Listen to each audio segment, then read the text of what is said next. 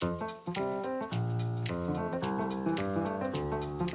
we talk these guys through the process?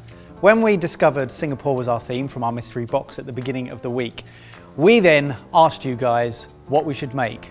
And I think that it would be an understatement to say that everyone in Singapore said chicken rice, except for about 4 people. And I have to be honest, it wasn't on our original list of things we thought we might be making, so we had to do a lot of research. We've come up with this with all of your help. It is unbelievably delicious, and obviously, chicken is the star of the show. So what we want to do is make an amazing chicken stock with a whole bird, and then we use that stock to cook the rice, and the rest just happens. Stock? Stock. Stock is leek, spring onions, a little bit of ginger, onion, coriander stalks, a pinch of black pepper, a load of cold water, and a whole bird put in. There's always dignity in death. Now, some of you said that a key to a good chicken rice is to exfoliate the skin. So that's to rub it in salt and then wash it off. So having done that, it goes into our water and then get all the rest of that water in. Second lot. Yeah. Ooh. Double. We want to basically cover it. It's going to give it a little chickeny bath. It's going to be delicious, but that looks like a terrible accident. What's so amazing about this is it's very, very affordable. So a whole chicken and then basically lots of different forms of the onion family. So leek, spring onions, onions. And then you bring it up to a very gentle simmer and cook it for about 45 minutes until that chicken is just cooked through. A couple of things to notice here. Number 1, and this might be a shock to you, Ben and I are not from Singapore.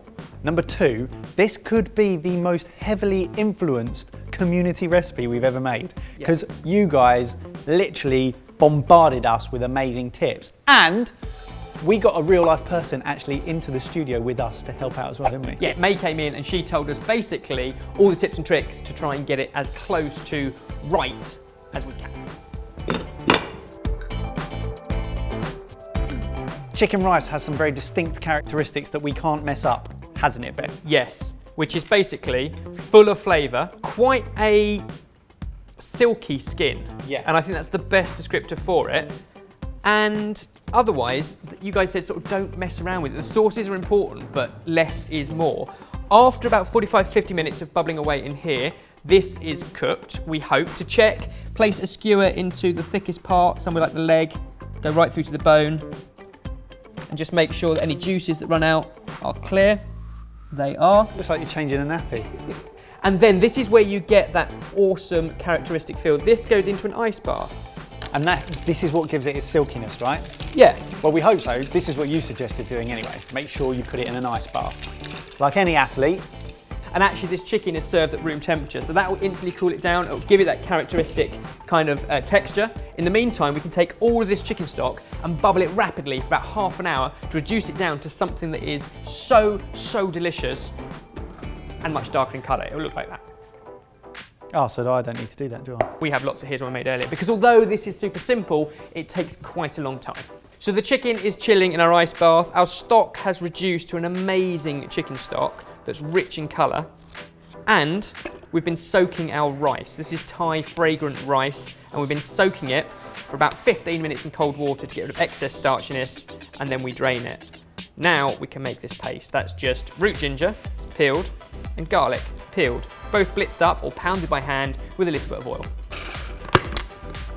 Pasty.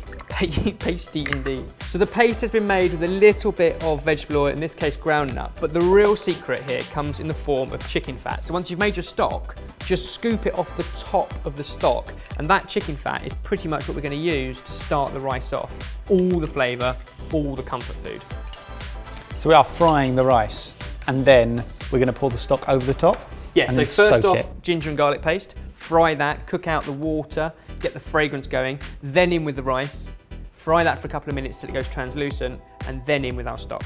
You are the only one out of all of us who have been to Singapore. Do you remember anything about the food when you went? What I remember is having amazing street food in a hawker stand, and I remember 4 of us ate for like $5 Singapore. Again, this is going back a while, and it was just amazing food. And yeah, 14-year-old Ben was out in Singapore for the International Tap Dancing Championships, weren't you? And he came joint 7th. No, I was out there for the 20th World Scout Jamboree. Both of those sound like lies. One of them is true.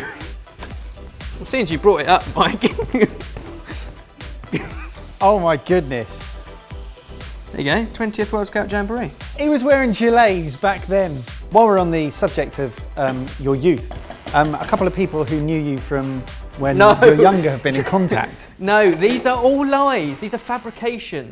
This reminds me of a time when Ben and I were younger. I was in the same class as him at school. He always used to eat pencil sharpenings and always had shaven forearms. Wore a golf glove to school for a whole year too. His mum used to feed him raw chicken with vinegar for lunch, but somehow he never got ill. Odd family, but really nice bloke. You remember the whole Tyrone syndrome that you just made up and the internet believed? If you keep saying these things, people will believe them. They are true because it's not just coincidental. More people have been getting in contact.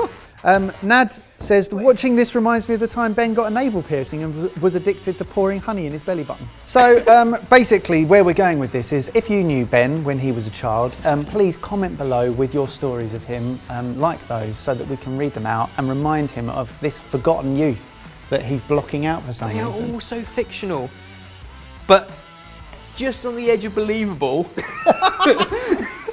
That smells unbelievable. Just the ginger, the garlic, the chicken fat makes a difference. And you know it's kind of ready when you can hear the sizzle. It now means that rice grain is actually sizzling in that chicken fat. And then we can add in all of our chicken stock. The right weights and measurements for the amount of rice. You can get all the details downstairs. Give it one stir, turn it right down, put a lid on it, and then we're going to cook it until that rice absorbs. It'll probably need about 10 minutes. A big thing that you guys said was not to underestimate the sauces that we serve this with. We could show you a whole recipe for these individuals, so we've just gone with our favourite chilli sauce, minced ginger, soy sauce. May said, don't serve it raw, cook it out slightly and dilute it. 50 ml of soy, 50 ml of water, a pinch of sugar, cook it in a pan, heat it up, just so the sugar dissolves and you're left with a really delicious but mellow soy sauce. Much more subtle. And if you guys do want to make your own chilli sauce, and you guys said the memories of doing that and pounding it in a pestle and mortar with your parents is what makes it so magical, then May has got a recipe for that chilli sauce, and we'll link that downstairs as well. Wow, I didn't know that.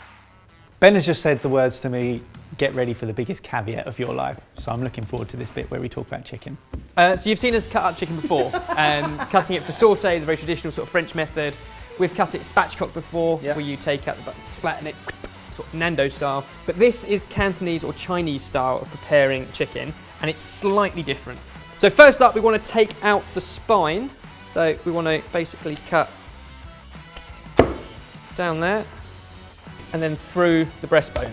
So what you end up with is two halves of a chicken like that. And then you want to take off the wings. So the wing come off first. This is very similar to the way we would do it when it's raw. It goes automatically through the joints. The joints. Ball and socket pops out. And the fact that it's cooked, it's even easier. This is this beautiful skin.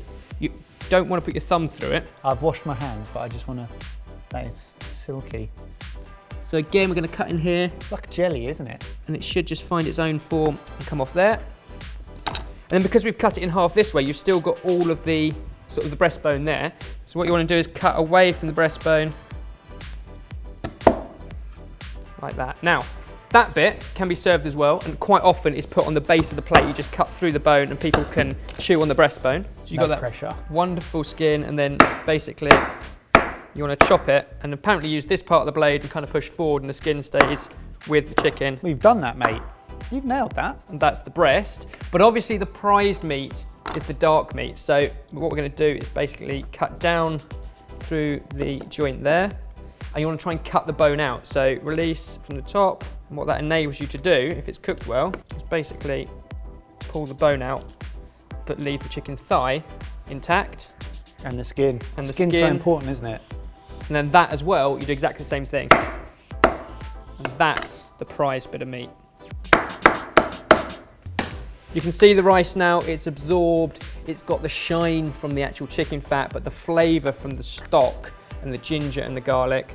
I'm just going to do a beautiful mound. What we're going to do is serve the breast, a thigh, and a drumstick. Oh, that is a Mike-sized chicken.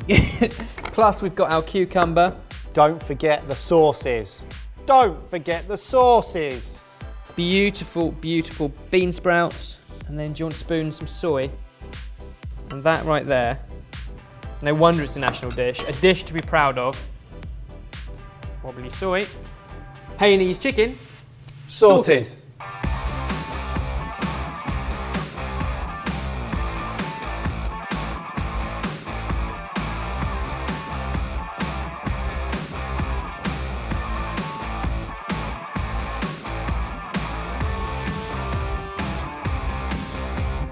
That's almost melt in your mouth chicken, which I've never said in my life. And that rice has just got fragrance all the way through it. I love how you stepped outside your comfort zone for this recipe by asking the experts beforehand rather than afterwards. And what do you make of the skin? It is silky. It is silky. The chicken tastes fatty, but fatty in this fat tastes delicious way. Apparently there's a word for the consistency of the skin that just doesn't translate. It's just, it has its own word. Let's try and find that word. Yeah, so what does it mean? It doesn't translate, but it kind of means silky and slimy, but in a positive way. It's like, Just like that. I think that's what it means. Nice. Good job. That was If you love this recipe, you're going to love the Bang Bang Chicken that is coming out on Friday, but we are getting prepared for Sunday, 10 a.m. It's an ultimate battle. They've already gone off because they're scared. They're going to lose. We will see you then. Goodbye. Jamie's walked off and there's still chicken left. Click on the left if you missed our last video, or click on the right video for one of our favourites.